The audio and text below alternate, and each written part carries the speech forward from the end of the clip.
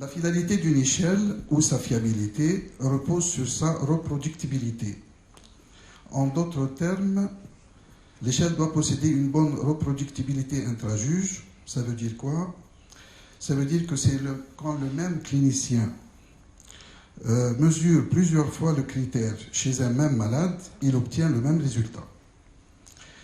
Et il faut aussi que l'échelle ait une bonne reproductibilité inter-observateur. Ça veut dire que ce sont des différents évaluateurs qui mesurent le même critère chez le même patient plusieurs fois et ils obtiennent les mêmes résultats. L'échelle également doit avoir une bonne reproductibilité sur des temps différents. Ça veut dire avoir des résultats similaires sur des temps différents.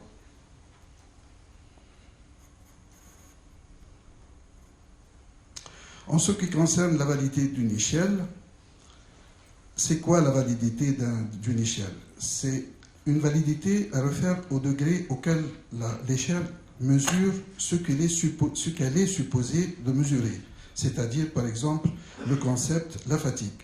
Et il existe trois principales façons pour estimer la validité. Il y a la validité de contenu qui réfère à la représentation adéquate des items ou des questions utilisées dans l'échelle pour mesurer le concept. Il y a la validité de critères qui représente le degré d'association entre l'échelle et un autre instrument indépendant, valide, susceptible de mesurer le même concept. Et puis finalement, il y a la validité du construit, et donc c'est ce qui concerne la capacité de l'échelle à mesurer les différents aspects ou dimensions, par exemple de la fatigue physique, fatigue cognitive et son impact sur la vie des patients. Et donc, des questions dans une échelle d'auto-évaluation nécessitent des réponses. Et il existe plusieurs types de réponses. Il y a par exemple les réponses ouvertes, comme exactement dans une interview. Les réponses fermées, il existe dichotomiques qui proposent le choix entre deux réponses, par exemple oui et non. Et puis il y a des réponses trichotomiques avec un rajout d'une modalité, par exemple, je ne sais pas.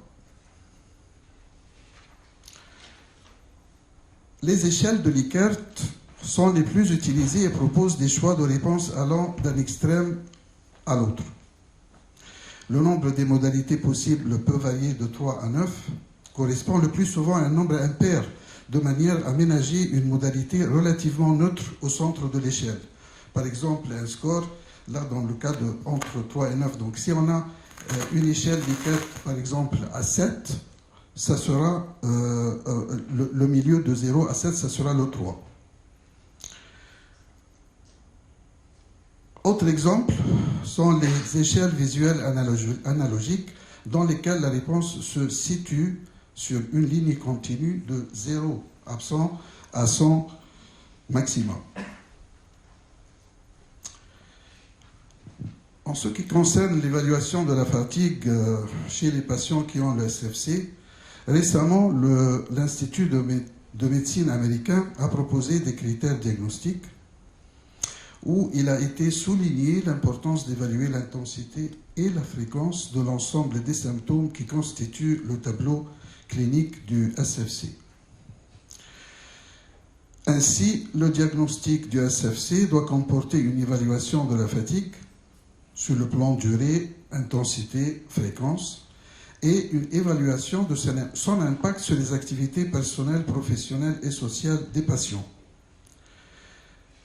Également, la fréquence et la sévérité des autres symptômes doivent être évalués, puisque ces symptômes contribuent fortement au handicap causé par cette affection complexe. Donc, l'IOM propose en tout 8 échelles pour évaluer la fatigue et on va détailler les 4 premières qui sont les plus utilisées dans les études et utilisées dans la pratique clinique. La première échelle, c'est l'échelle de Schalder ou le questionnaire de fatigue. Elle comporte 11 items ou questions. 7 concernent la fatigue physique et 4 concernent la fatigue cognitive. Les réponses sont cotées de 0 à 3. Et cette échelle évalue la sévérité de la fatigue sur le dernier mois. Et une personne qui a un score supérieur ou égal à 29 a moins de 5% de chances de ne pas avoir un SFC. Ce sont les études qui ont montré ça. Par contre, malheureusement, elle n'a pas été validée en langue française. La deuxième, c'est l'échelle FSS, Fatigue Severity Scale, qui mesure la sévérité de l'impact de la fatigue. Pas la sévérité de la fatigue, mais son impact. Elle comporte 9 questions avec des réponses type Likert de 1 à 7. Plus le score est élevé, plus la fatigue est sévère, et il n'existe pas non plus de version française validée. Le Checklist Individual Strengths, donc l'échelle CIS, mesure plusieurs aspects de la fatigue. Il y a 8 questions qui évaluent la sévérité de la fatigue, 5 questions qui évaluent les problèmes de concentration, 4 pour la baisse de motivation et finalement 3 questions pour la réduction de l'activité physique. Les réponses à chaque question sont de type Likert allant de 1 à 7. Plus le score est élevé, plus la fatigue est sévère et il n'existe pas de version française validée. La quatrième échelle, c'est l'échelle MFI 20, Multidimensional Fatigue Inventory, ou l'inventaire multidimensionnel de la fatigue. La version originale comporte 5 domaines qui ont été réduits à 4 dans la version française validée en 2003. Le domaine de la fatigue physique et la fatigue générale ont été regroupés en un seul domaine. Voilà à quoi ça ressemble la version française. Le premier domaine de la version française, c'est la fatigue générale évaluée par 9 questions. Le deuxième domaine, c'est le domaine de la fatigue mentale avec 5 questions.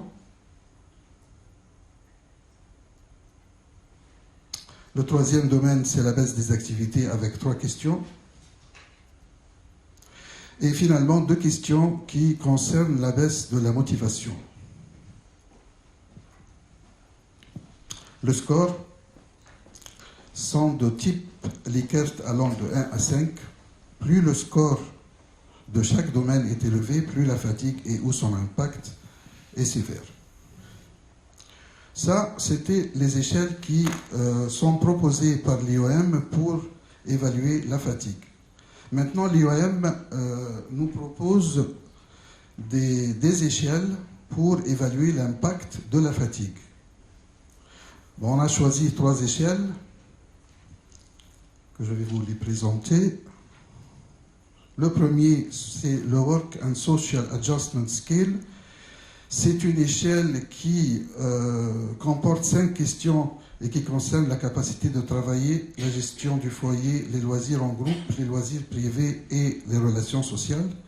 Les réponses sont cotées de 0 à 8 et un score supérieur à 20 est en faveur d'un impact sévère de la fatigue. Et cette échelle n'est pas validée en français. L'échelle SF36 est souvent utilisée dans différentes études portant sur la fatigue dans la population générale, mais aussi dans le SFC et la fibromyalgie. Elle comporte 36 questions réparties en 8 domaines qui évaluent l'impact de la fatigue sur la qualité de vie des patients sur les derniers mois. Plus le score de chaque domaine est élevé, plus la qualité de vie est meilleure. Et elle a été validée en français en 1998 par le Plège. Autre exemple d'échelle qui évalue l'impact de la fatigue, c'est l'échelle FIQ, qui a été validée dans la population des patients ayant la fibromyalgie. Elle évalue la qualité de vie sur la dernière semaine et la version française validée en 2003 comporte 10 catégories de questions. Voilà la première catégorie qui contient 11 questions qui évaluent le fonctionnement physique dans les activités de tous les jours, avec des réponses allant de 0 à 3. Donc voilà les activités de la vie quotidienne. Ensuite, on a deux catégories de questions qui concernent l'impact de la fibromyalgie sur l'activité professionnelle des patients.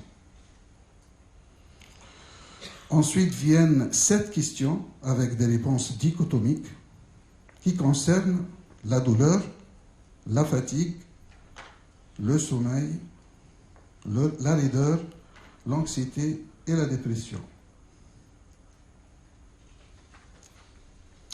L'IOM a également proposé des échelles pour l'évaluation du malaise post-effort qui caractérise le syndrome de fatigue chronique. Mais en fait, ces échelles évaluent plusieurs aspects du SFC, dont le malaise post-effort. Donc aucune d'entre elles est spécifique à ce critère diagnostique majeur. Voilà un exemple, l'exemple de l'échelle CDC, inventaire de symptômes. Donc ça, c'est une échelle qui a été faite par le Center of Disease Control, le centre américain. Elle n'est pas validée en langue française et elle comporte 19 items. 8 d'entre eux sont spécifiques au SFC. Le 4e item concerne le malaise post-effort. Donc, ce quatrième item comporte 6 questions concernant le malaise post-effort sur le dernier mois. La question numéro 2 concerne la fréquence de ce malaise. Au cours du dernier mois, combien de fois avez-vous eu une fatigue inhabituelle après un effort? Avec un score qui va de 1 à 4. La question numéro 3 mesure l'intensité du malaise post-effort, avec des réponses cotées de 1 à 3. Par contre, 1, 2, 3 seront ensuite transformés en scores équidistants 1, 2, 5 et 4. Ensuite, pour calculer le degré d'atteinte du malaise post-effort dans le SFC, on multiplie le score de la fréquence par le score de l'intensité. Exemple, si un patient dit au cours du dernier mois, il était tout le temps fatigué inhabituellement après un effort, avec une intensité modérée, donc là on aura 4 multiplié par 2,5, ça veut dire 10 sur 16, ça veut dire que dans ce cas-là, le degré de l'atteinte du malaise post-effort, elle est modérée. Cette échelle est validée en français. Elle évalue les déficits cognitifs mineurs sur les 6 derniers mois par l'intermédiaire de 25 questions. Voilà à quoi ça ressemble la version française. Et donc les 25 questions nécessitent des réponses de 0 à 4. 0 jamais, 4 très souvent. Par exemple, question 19. Vous arrive-t-il d'être perdu dans vos pensées alors que vous devriez écouter? Un score élevé est en faveur d'une forte propension aux défaillances cognitives. Finalement, il y a d'autres échelles qui sont proposées par l'IOM pour évaluer les troubles du sommeil, comme l'échelle de Pittsburgh, l'intolérance orthostatique qui, elle aussi, constitue un critère du diagnostic du SFC, et aussi la douleur. Et donc, voilà pour l'index de qualité de sommeil de Pittsburgh. Cette échelle est validée en français. Elle évalue la qualité du sommeil sur le dernier mois. Un score élevé est en faveur d'un sommeil difficile. Pour l'OGS, c'est une échelle qui n'est pas validée en français et qui mesure l'impact de l'intolérance orthostatique à l'aide de 5 questions avec des réponses de 0 à 4. Des scores élevés sont en faveur d'une intolérance orthostatique sévère. Et le Brief Pain Inventory BPI, c'est une échelle connue qui évalue la douleur. C'est une échelle numérique de 0 à 10 et qui évalue les différentes dimensions de la douleur sur les 8 derniers jours. Voilà les échelles qui sont proposées par l'IOM. Maintenant, malgré le grand nombre d'échelles qu'on dispose, il n'existe à ce jour aucune échelle considérée comme gold standard. C'est là le problème. Il est donc important d'optimiser les échelles existantes. Cette optimisation passe par la réalisation d'études de comparaison entre les différentes échelles existantes afin d'explorer leur capacité de mesurer les différents aspects de la fatigue. Il est également important d'évaluer à quel point ces échelles tiennent compte de l'effet de certaines variables confondantes comme l'âge par exemple, comme le sexe, les facteurs culturels, ethniques et sociaux.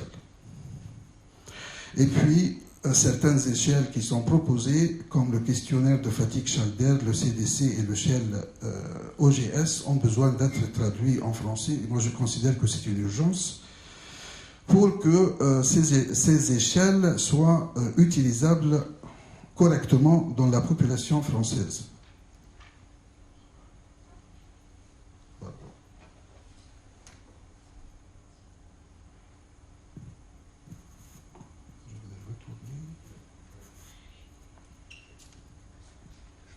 C'est bon.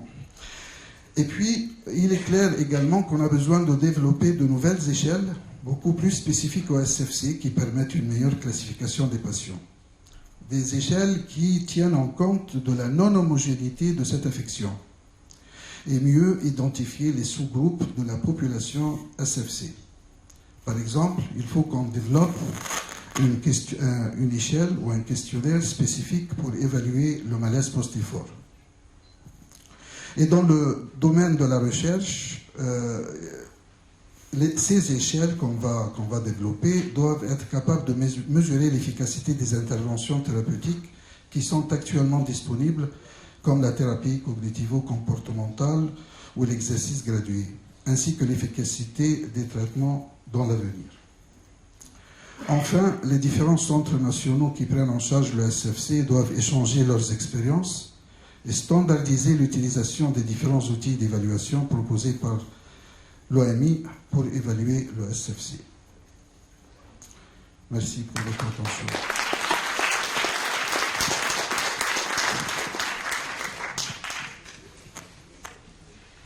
Merci beaucoup,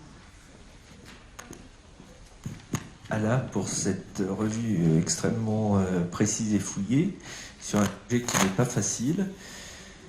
Alors il faut savoir quand même que ces outils ont quand même été sont extrêmement utiles, hein, puisque par exemple dans les essais qui ont actuellement lieu dans le syndrome de fatigue chronique, des essais médicamenteux, hein, par exemple comme le rituximab ou les immunoadsorptions, on voit des effets qui sont mesurables avec ces échelles. Donc c'est des échelles qui sont tout à fait intéressantes pour mesurer l'évaluation. Et puis je pense qu'il y a, j'anticipe peut-être certaines questions, mais va avoir vraiment un besoin d'homogénéisation de l'utilisation des échelles entre les groupes. Ça, c'est ce que tu disais, c'est la réflexion qu'on a au niveau du conseil scientifique de la SFC, et surtout dans l'idée du développement de la mise en place de notre base de données patients, parce que ça sera un élément de suivi et de recherche clinique tout à fait important. Je pense que c'est indispensable, avec une base qui sera un fort... L'utilisation d'auto-questionnaires est quand même le plus utile à mon avis. Des questions dans la salle? Oui. Qui valide ces questionnaires? Des études. Il faut faire des études spécialisées pour valider un questionnaire qui était déjà validé en une autre langue. C'est ça, moi je n'ai pas compris non plus. Qu'est-ce qui empêche de faire la traduction de l'anglais? Oui, alors moi aussi je n'ai pas compris. Je ne te cache pas que c'est... Normalement, il faut qu'il y ait 3 traductions par 3 personnes différentes. Par exemple, de l'anglais en français. Du français en anglais. Et puis après ça, en français, en anglais. C'est toujours un petit peu... C'est toujours un truc, on finit toujours par... Parce qu'il y a une différence de population. Ça veut dire une échelle qui est validée en anglais, par exemple aux États-Unis. J'ai donné l'exemple, la version, il y a 2 catégories qui ont été regroupées en une seule dans la version française, pour que ça soit adapté au français. Donc c'est pour ça qu'il y a des Mais études alors, de validation. C'est vrai qu'il y a des terminologies qui peuvent être un peu différentes, des approches qui peuvent être variées d'un pays à l'autre. Moi, je crois quand même que le fait, les cris d'orfraie qu'on pousse parce que la traduction française n'a pas été validée, c'est un peu exagéré quand même. Ben, le problème, si on fait des études en France Ouais. en utilisant des échelles qui n'ont pas été validées Oui, en je sais, français, je c'est sais. ça le problème. C'est une discussion qu'on a régulièrement avec les gens qui utilisent beaucoup d'échelles. Hein. Tu as raison. Sur la validation des échelles, bon, ça, moi, j'ai pas les, comment dire, je ne mesure pas exactement la nécessité absolue d'une validation. Parce que quand on voit bien aux États-Unis, très grande population, on arrive à valider des échelles. Après, elles s'imposent dans des publications. Si on ne peut pas les valider, on fait quoi sur des échelles intéressantes comme par exemple les troubles à l'orthostatisme, qui est vraiment un point important à évaluer. Et le malaise post-effort? Et le malaise post-effort, on fait quoi? Là, c'est une traduction Oui, bien de sûr. maison. Là.